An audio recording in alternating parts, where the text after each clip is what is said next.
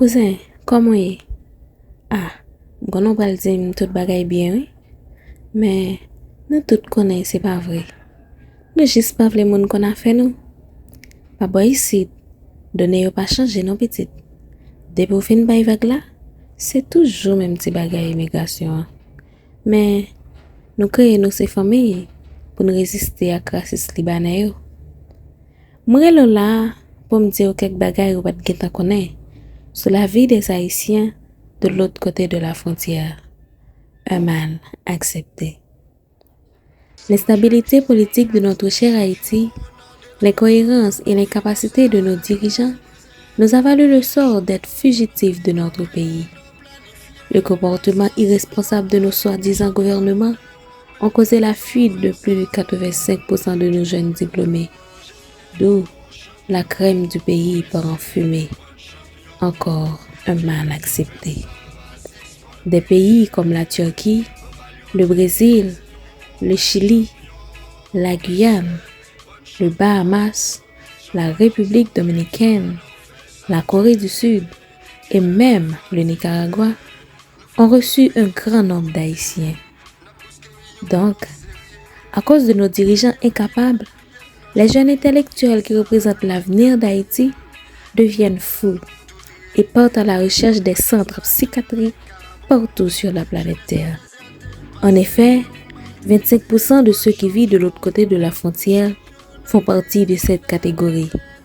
Ils s'installent dans les grandes villes, Santo Domingo, Santiago, Punta Cana, avec objectif de trouver un emploi et poursuivre leurs études.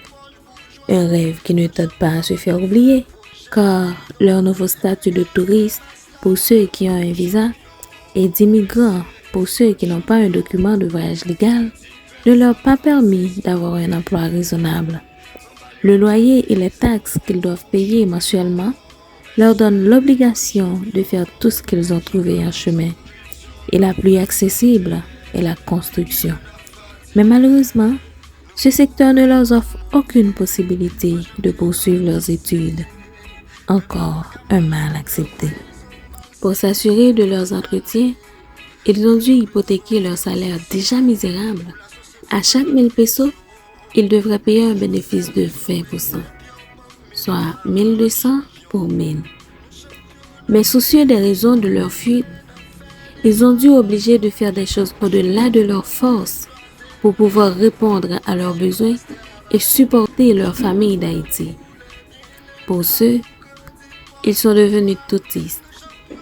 Exemple, j'ai un ami journaliste, son arrivée à Santo Domingo, il est devenu pintol, puis massigero et après tapicero. Ces jeunes, malgré leurs efforts, de très mauvais traitements leur attendent là-bas. Il n'y a que des mauvais patrons qui les maltraitent, mais aussi l'immigration qui leur abuse et les traite comme des chiens. Surtout, suite à l'assassinat de notre président Jovenel Moïse et la prise du pouvoir des racistes libanais sur l'autre bord de la frontière. Encore un mal accepté.